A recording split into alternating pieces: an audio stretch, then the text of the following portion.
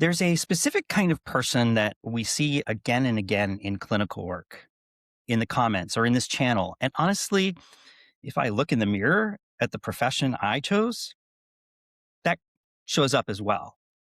They are high functioning. They're successful. They've been through something hard, sometimes very hard, and they got through it. They kept going. They built a life. And if you ask them about how they were doing, they would say, just fine. The problem isn't that they're lying. The problem is they actually believe it. Burying emotional pain is not the same thing as healing it. Coping is not the same as recovering. And appearing fine is not the same as being well. That distinction between coping and healing is something I come back to constantly in clinical work. Because the insight behavior gap, the space between knowing something intellectually and actually living differently, is often widest in the people who have the most insight. People who are smart, educated, emotionally articulate. People who, in some cases, have spent their careers helping others do exactly what they themselves cannot yet do. My guest today spent over 30 years as a licensed school counselor in New York, one of the only mental health resources available to many of the students that she served. She holds a master's in counselor education from SUNY Buffalo. She's built and led organizations, raised a family, and by most external measures, had a full and meaningful life. She's also a survivor of 2 rapes, and for more than half of her life, she believed she had moved on. She was in her 40s, sitting in her first graduate counselor education class when her own buried trauma surfaced and pulled her into 5 years of the hardest, most transformative work of her life. She has written about that process in her book, Braving Therapy, not as a survivor narrative, but as a clinical roadmap, a guide to what therapy actually looks like from the inside. The doubt, the intensity, the worse before better reality, and what it means to come out on the other side, not just recovered, but more fully herself. I want to be clear about what this conversation is and what it isn't. We're not here to dwell in the details of Linda's trauma. We're here to talk about therapy, what it takes to begin it, and what it feels like on the inside, and what becomes possible on the other side. I think this conversation has something for everyone, whether you're a clinician, student, someone currently in therapy, or someone who has been wondering whether to start in the first place.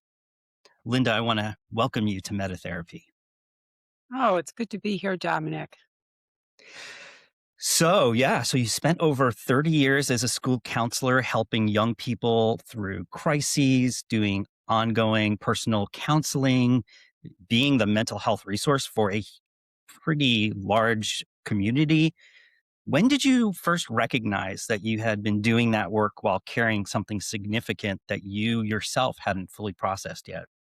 Actually worked in the school as they called them career mentors. And I did that while I was in graduate school. So I was in the schools for quite a while. And I was actually a Red Cross executive director before that. It was a small chapter, so we worked with a lot of emergency situations. I've been in as a social worker or in the human services profession my entire career. Okay. So Well, when I as almost as soon as I started in my graduate program, I was triggered. We were talking about therapy, and the professor started talking about therapy for rape. And I, I mm, had asked the question, and I immediately started feeling um, really exposed. And when I left class that night, I started with um, the whole gamut of PTSD symptoms. mm, So yeah, so I had to deal with it. I didn't have mm. any choice. Yeah, that makes total sense. And up until that point, I think you described it as that you were fine and that you had put it behind you, perhaps? Oh yeah, I felt like Yeah, the year it so the the really difficult experience, you said 2 rapes. I was in a dating situation when I was in college, and that one, I didn't even identify as rape. I immediately buried it. I was humiliated by it, and I just moved on. When I was alone, when I was professionally out working and I had an apartment of my own that was broken into and I was raped. And that was really difficult to deal with. And I started therapy Hmm. and it wasn't a good fit. And so I just decided that I was strong and tough and I was gonna put it behind me. So it took the better part of a year um, to really just be okay again, but I did move on and, met my husband, and we got married and started a family. And, yeah, I did not recognize that there was anything wrong. When I look Right. back, I Can you wasn't talk a that little bit marriage. about, I can see it now. right? Yeah. Can you talk a little bit about, since you brought up fit, can you talk a little bit about what your experience with fit is? Because we hear that, and I've experienced this as well. Like there are therapists who are, I feel like there's a rapport, there's a relationship, and then there are those that aren't. Can you tell me a little bit about what did you end up going to therapy again after that initial sort of attempt? Not when I was younger. Okay.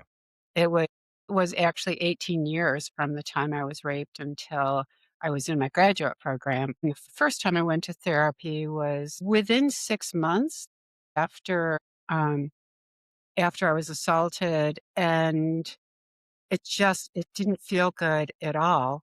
I felt really judged. It wasn't the therapist that I had originally contacted. It was kind of somebody.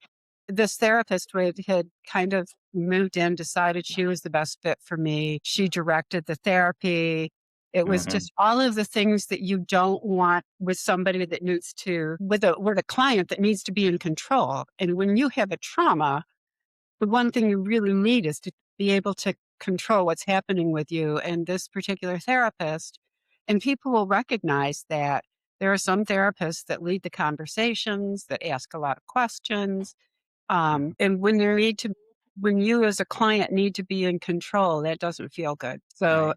after a couple of sessions, I remember I called my older brother and I just told him how bad it felt. And he said, if it's making you feel bad, that is not a good fit.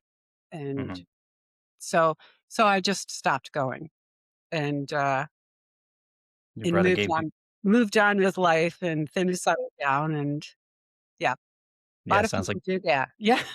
absolutely. And it sounds like your brother gave you good advice Yeah. and you took it. Because some people, obviously, they sometimes will just bear it and just be like, I guess this is what therapy's like. And so it's a good Yeah. lesson in terms of I knowing need what to you're needing. right, I need to clarify that therapy is uncomfortable.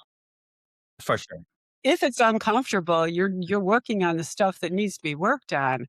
Right. But if you feel bad, if you feel judged, Yeah. then that is the indication that and sometimes people just I've talked to plenty of people who've had therapists that they really like, but they weren't getting anywhere.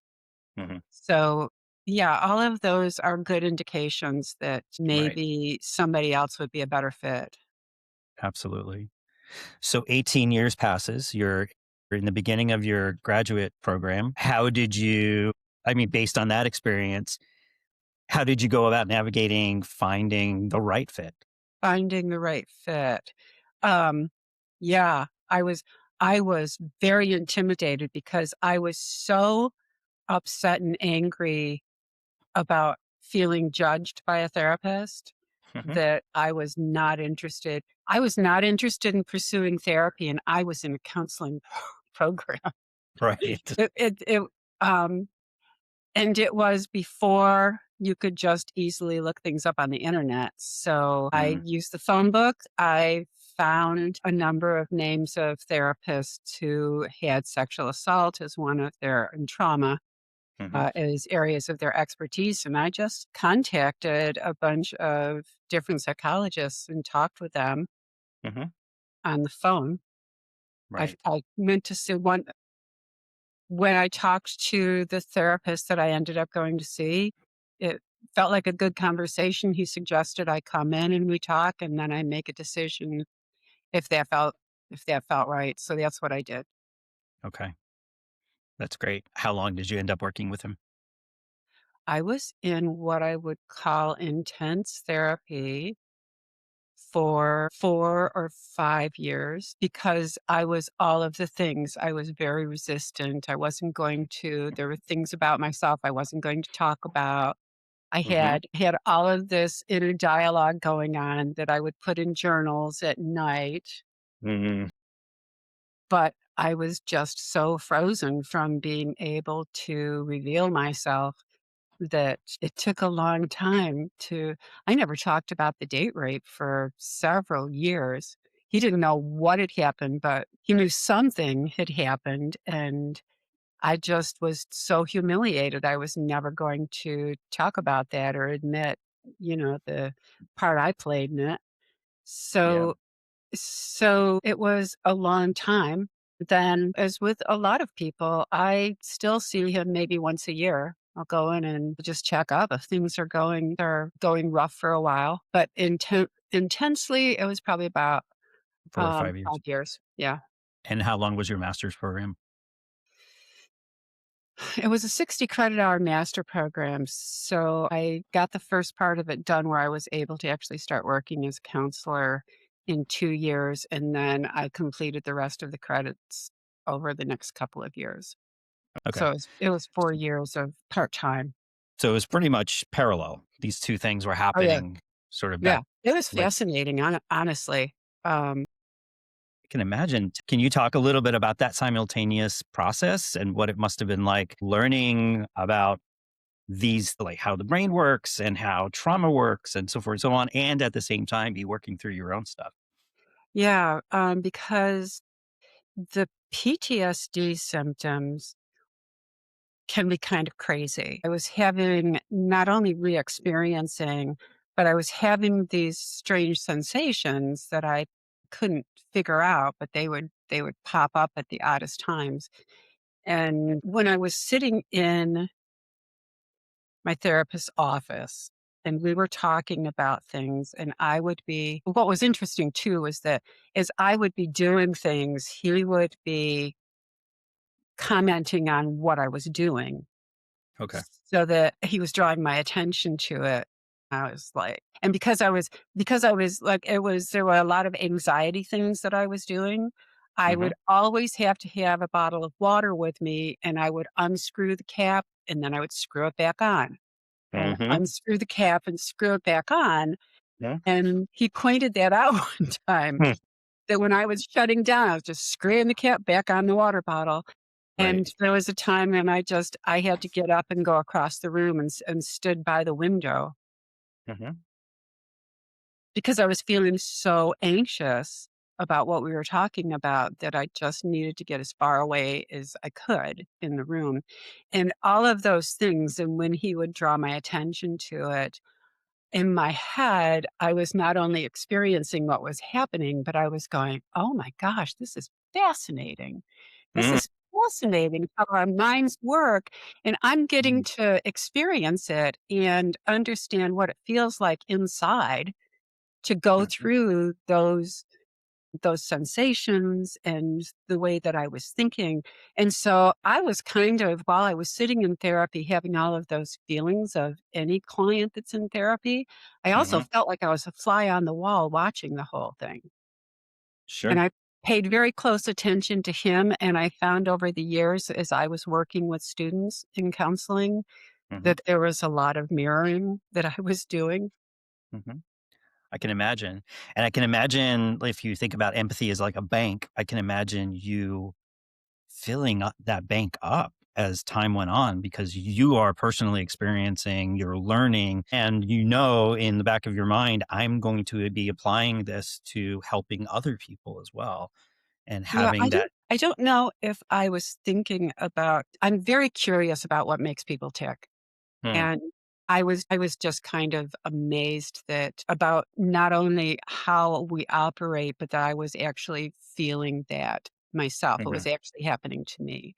Hmm. When I was a counselor and I would be working with students, I could empathize with what they were feeling inside of their bodies. And I remember another counselor said to me one time, she watched me with another child who had been sexually abused, and I just was I was talking to her about and telling her what I thought she was experiencing, and the other counselor said, "My gosh, she was looking at you like nobody had ever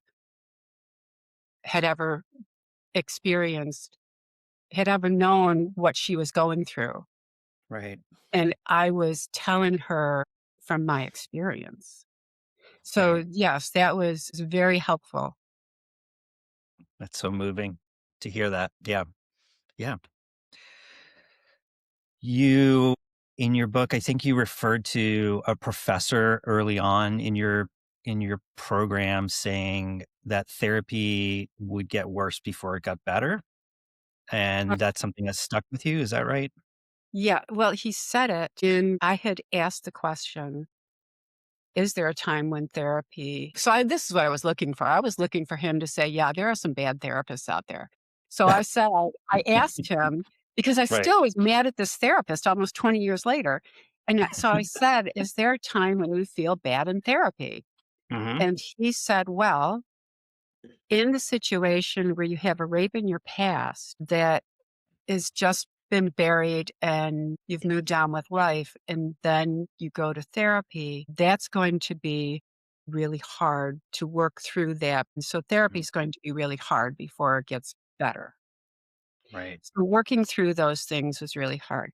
So I was in therapy for working really hard for 4 years because I was so resistant to the discomfort that you feel Mhm. that I was avoiding talking about things that I really needed to be talking about.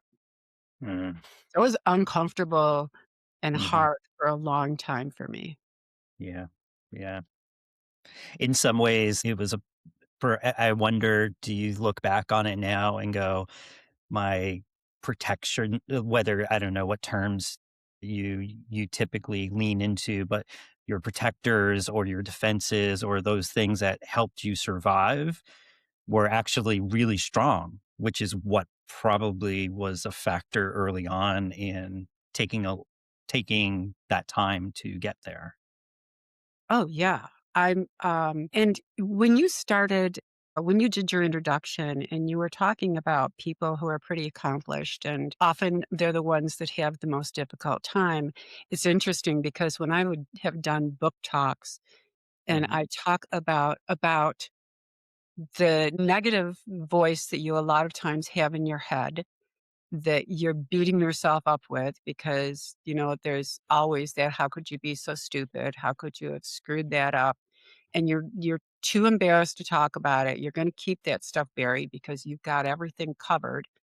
Right. And I've talked about that in author talks and talked about how toxic it is to do that to yourself, to keep that stuff hidden that you're embarrassed by and not talk to anybody about it. Because then the only perspective you're getting is your own. You're not That's getting any real perspective.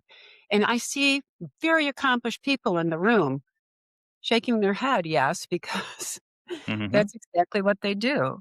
I That's had right. students that would do that. They beat themselves up in their minds. Yeah, absolutely. Which leads me to my next question, which is around the distinction between insight and change.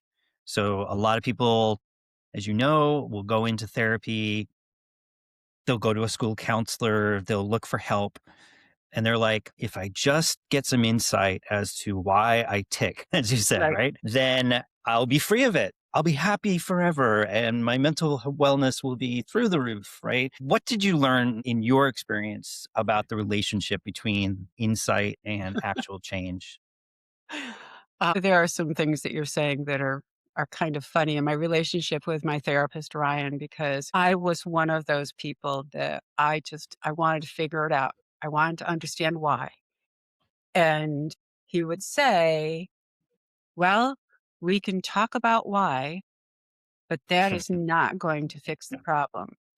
Well So we done. can spend Yeah. some time talking about it. If you need to know why, we can spend some time talking about the why, Hmm. but it's not going to fix the problem.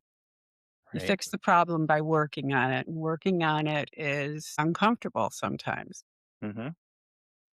Yeah, absolutely. What was the, if you can, without going into detail, if you're comfortable, what was the working on it for you at a kind of headline level? Was it working on how your body was storing it? Was it like, what were some of the things that were helpful in that working on it piece? I had a very difficult time talking. So just being able to talk about things that I had beat myself up about, to actually put it out there for us to be able to talk about, that was really difficult. It was so uncomfortable, created so much anxiety in me. And then,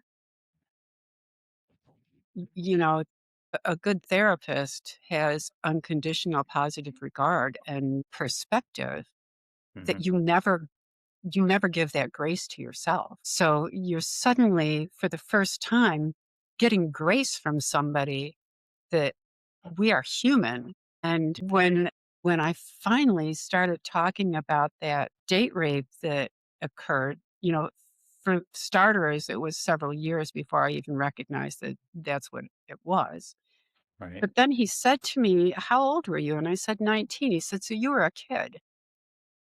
And I was 40 years old at the time. And I was like, yeah, I was. I had never looked at myself that way until he said it. Right. And that, you know, kids do dumb stuff. Yeah. So, so that was, that was hard. It was still hard for a long time because I really wanted to control how other people saw me Hmm. and what other people thought. So that meant that I was very careful about what I was talking about Hmm. and what I was going to put out there. And those were all things that slowly, generally, what I would do is I would go home and I would write in a journal, and just put it all out there in a journal. And a lot of times work through, and sometimes I would write a letter to him Mm. because a lot of times, I would be very quiet in the therapy appointment, and he had said to me early on and said it many times, "We'll talk about anything you wanna talk about. I am not going to lead the conversation," and there were times that I just couldn't talk about anything. So I might Mhm. come home and write him a letter after I had put things down in a journal, and sometimes when I was really thinking, I would prepare and take a list of things that I knew I needed to talk about so that when I drew a blank when I was sitting in the therapy room, and I Mhm. don't know, I don't hear a lot of people talk about that blank feeling. I'm sure I'm not the only one because No. I've worked with kids where you're sitting there and your mind is honestly just blank. You can't come up with anything. And I did find that if I went in with a just a list of Mhm. things that I could at least go down the list and it would start the conversation and then it would Right. be more effective. I think that's brilliant. I think that's yeah, that's very solid, actionable advice for sure. Yeah, and I read Glennon Doyle, who's an author, who wrote Untamed, said that she not only wrote lists of when she wasn't feeling good, but she'd write lists of when she was feeling good.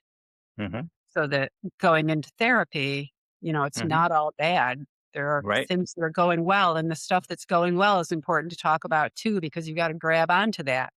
That's You right. got to talk about what you're doing when things are going well because you want to replicate that. Exactly. And it's a relationship, right? Like relationships are not just about bad or just about good, but they're about reality and about life. And yeah. Good advice. In your book, you discuss the brain and how it processes traumatic memories different than ordinary memory, Yeah. and how it's encoded in sensory impressions and body states. How did you understand the neurological change for yourself, and how did you connect those to the symptoms you were experiencing?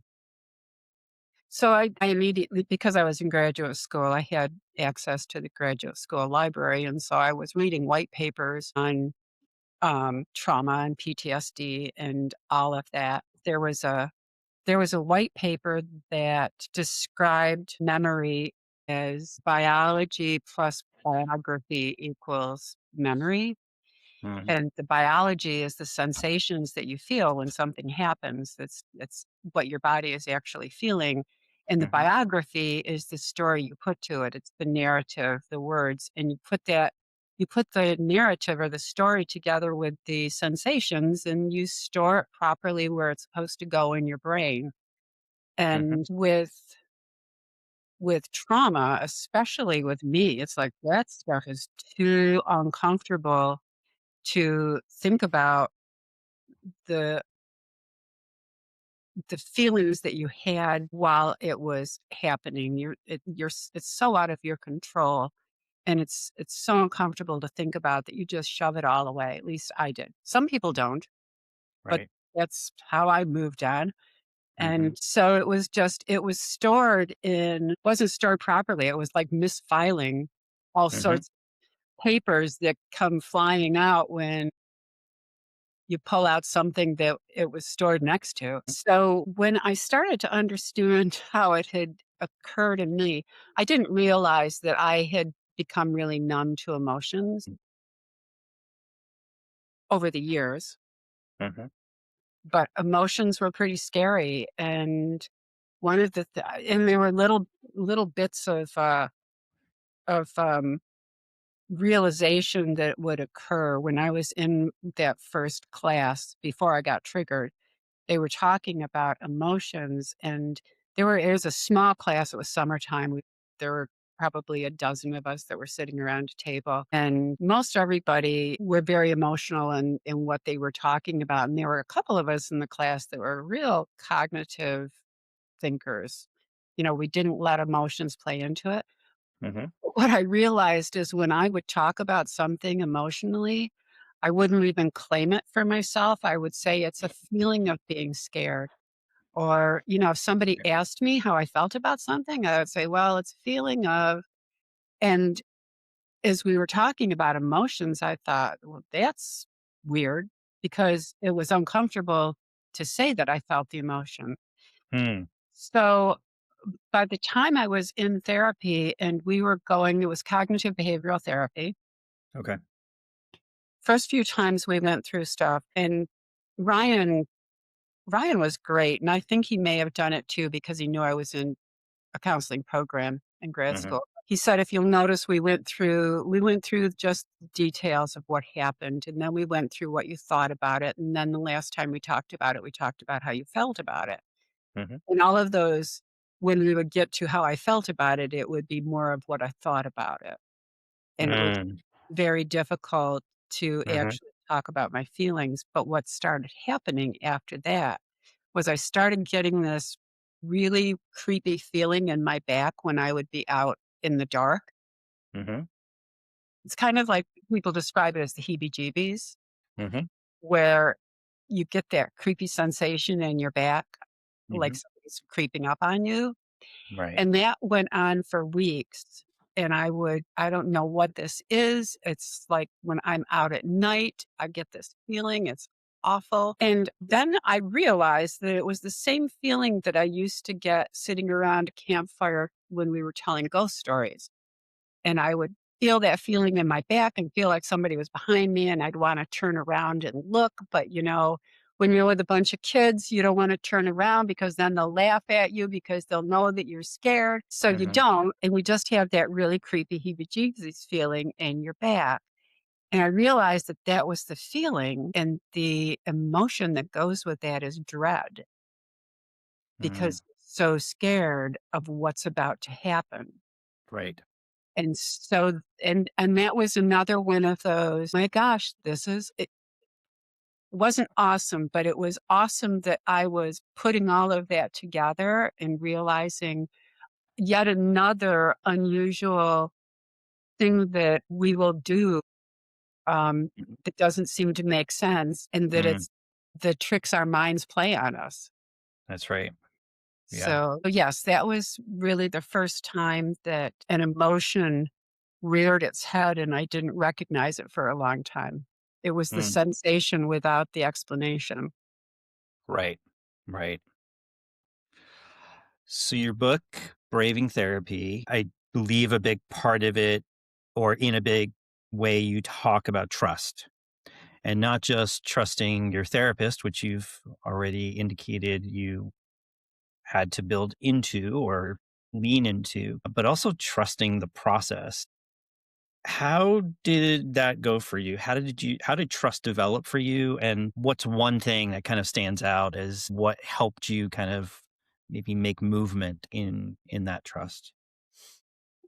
Like I said, I wrote a lot, Mm, um, when I was outside of therapy, and it was funny because Ryan had said to me probably 3 weeks or a month into therapy that, I was going to have to learn to trust him if we were going to get anywhere, and I thought that I did, and I said, "I trust you," and, he was like, "Sure you do." And then I left, and the more I thought about it, the madder I got, which is funny because I don't get mad really easily, but I got mad that mhm, he was suggesting that I should trust him. It was like, "I mhm, don't know you," and I looked back on every bad thing that had ever happened to me, and then realizing, like, in relationships that had gone south and things that I started to recognize that maybe I didn't trust myself to make good decisions. mhm, And so I had to work through that. And what I did to work through it is I use the dictionary all the time and I looked up all of the definitions of trust. And they kept mhm, on confirming that there was no good reason to trust somebody until the Boy Scout definition of trust, which is that people will, paraphrasing it, people will live up to your trust far more often, but they can't, it's nothing is absolute. okay, But that if the evidence is that they're going to live up to your trust, even if they might break it accidentally for some reason, mhm, that for the most part, they're going to live up to your trust. And so I thought, okay, I can accept that. Like nothing was absolute, nobody's perfect, but I do trust him and mhm, I'm going to move forward with that understanding. And then I started thinking about things like faith, which is just having faith in the process. And that was something that was within my control. Like trust was not completely within my control. And I had to accept that there might be times when somebody would break my trust. But faith is totally in my control. And I had mhm, faith that I could get better. mhm, I have faith in God, mhm, and there were a lot of things that occurred to me while I was in therapy. I'd always been very self-sufficient and felt like I could take care of myself, and I started to realize that that's not how we're designed. mhm, We're a social animal, yep, and we're supposed to be helping each other. And mhm, I started realizing that there are things that we need help with, that's how we're designed. right, So having faith in that process and faith that I could get better kept me in the game even when it was really hard. I think that's beautiful. Yeah, how we are designed is something that I think we minimize so much right now, in particular, culturally, individually. Like we have this thought that we're so broken and that the body can't do a lot of stuff, that it needs to be fixed. And it's like, the body is pretty bloody miraculous if you really just let it be and let it do its own thing, right? Um, yeah, So yeah. there was something that just hit me Mm. earlier today. I had a checkup. I have allergies and asthma. I was with my allergist and he just wants to figure everything out. And I said, it just seems like this is the human condition. Mhm. This is Right, life. right. And it doesn't matter that I got raped. Everybody's got something hard they need to work out.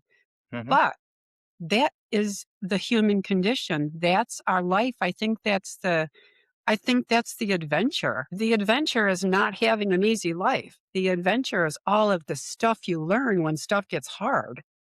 Absolutely. Yeah, for sure. All right, we're gonna in a moment, we typically do like a lightning round where I'll ask you sort of quick questions and just get your initial response or thoughts. Before we go there, I do want to ask one last question. So your book is written both for clinicians, but also for general readers, for people in therapy, people considering it, people who have had similar trauma, different kinds of trauma.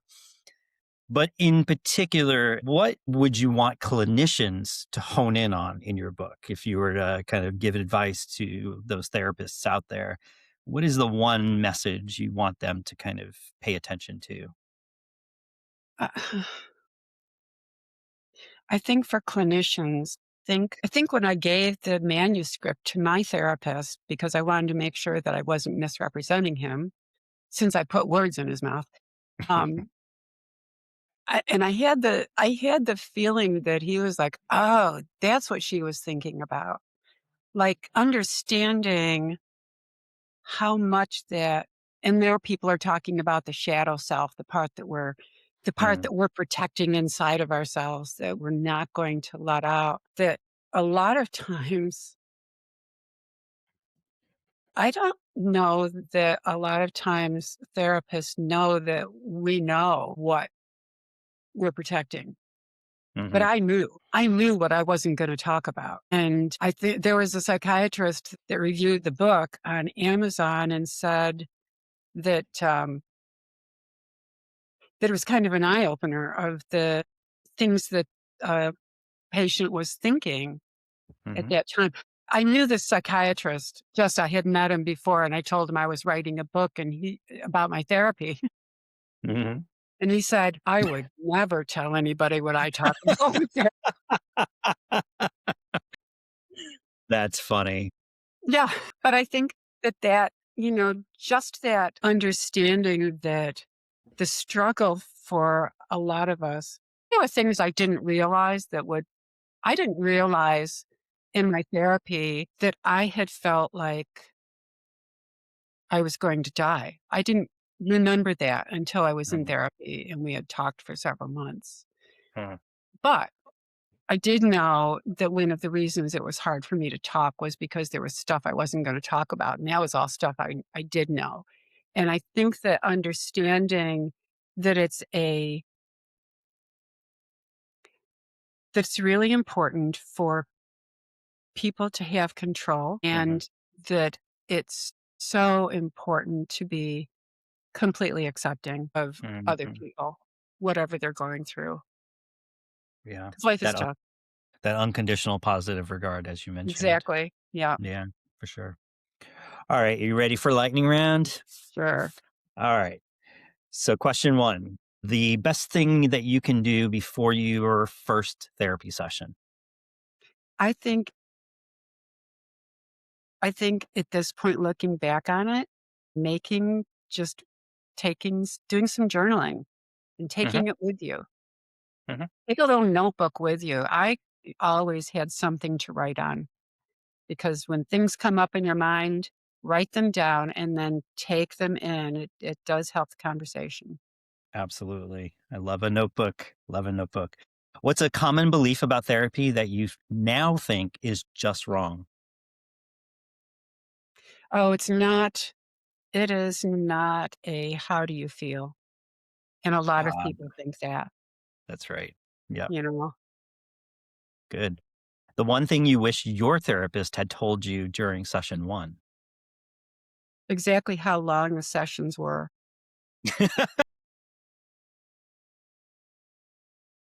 I had expectations, and it Mhm. was the only time I got mad is there were 45-minute therapy sessions, and I thought they were an hour, and it kept going, "What?"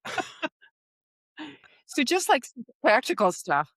My gosh, that is so funny. And the last one is a fill in the blank. Therapy is worth it if blank. If you I'm gonna say 2 things. If you even think that maybe you should talk to someone, you should talk to someone. And therapy is worth it if you actually talk to someone. Mhm. But I've talked to so many people who go into therapy, feel a little better, and stop going. Yeah. And you've Yep. got to stick with it if you Mhm. want to get through it. Right. Otherwise, it's just a band aid for a major break. Right. Great advice. Lots of wisdom. Thank you, Linda. This has been a pleasure. For those who are listening and they want to find your book, they want to learn more about you, uh, where should they look? Well, my book is Braving Therapy. The subtitle is Rape, Buried Trauma, and the Triumphant Journey Over PTSD. It's easy to get on Amazon, it's on Kindle, or Mhm. you can order it from bookstores. Suppose it's in a few libraries. But yeah, you can order it just about anywhere that you get books, but it'll pop right up on Amazon. Awesome. Very good. Thank you so much. This has been an absolute pleasure and Thank great you. conversation. So, for those listening, here's someone with the training, professional context, intellectual framework to understand trauma. And for more than half her life, that wasn't enough. The knowledge was there, the coping was working, the life was full, and the wound was still open. And that's not a failure of intelligence. It's not a failure of will. It is what trauma does. It lives in places that insight can't reach alone. I talk a lot on this channel about the insight behavior gap, the space between understanding something that and actually living it differently. And what Linda's story illustrates is that there's a parallel gap, the comprehension healing gap. You can comprehend your pain completely and still be living inside it. Therapy, when it works, does something more than just inform. It gives the nervous system a chance to actually complete what it started and naturally wants to do. And that takes time and trust and a willingness to be in uncomfortable middle of the process type of work that will, as Linda's professor warned her, get worse before it gets better. And if you're in the middle of that right now, I want you to hear what Linda has said. She grew more than in those 5 years than in any other period of her life, not despite the difficulty, but because of it. Linda's book is Braving Therapy. The links are in the description in the show notes. Come back next Thursday for another conversation. And if this episode reached someone who needed it or needs to reach someone who needs it, please share it and please feel free to like it. My name is Dominic Dory, and this has been Metatherapy. I'll see you next week.